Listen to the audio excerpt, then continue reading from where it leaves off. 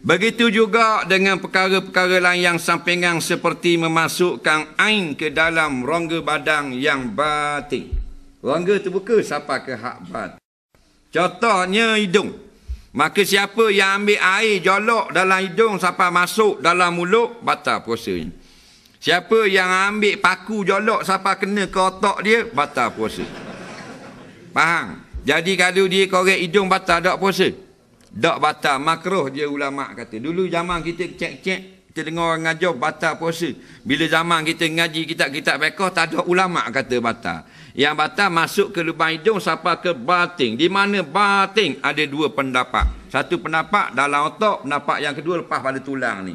Ada tak orang korek hidung pada dalam tulang? Tak ada juga. Nah, jadi tak batal lah korek puasa. Korek hidung. Walaupun dia letak pasar sampai ke buka tangan gitu, tak batal juga.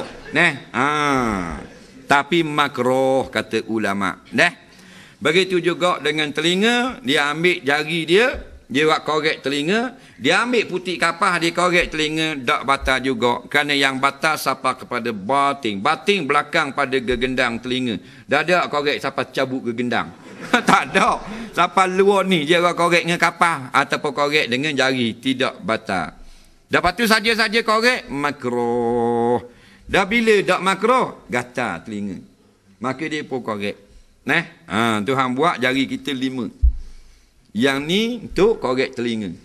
Segala bangsa Tuhan buat, tak kira bangsa besar, tinggi-tinggi, negro ke, orang Sweden ke, jenis tinggi-tinggi, jenis besar, dia punya jari clicking mesti muat dengan lubang telinga. Bijaknya Allah buat. Nak, telinga orang lain belum tentu muat, telinga dia memang padang, fit molek. Nak, Tuhan buat dah. Cotton bud baru ni orang buat. Tuhan buat jari halus, bab tu tak sama besar. Nak, ni ada tugas masing-masing untuk korek telinga. Jadi bulan puasa, dia korek gatal, tak. Dia korek telinga, tidak batal. Faham?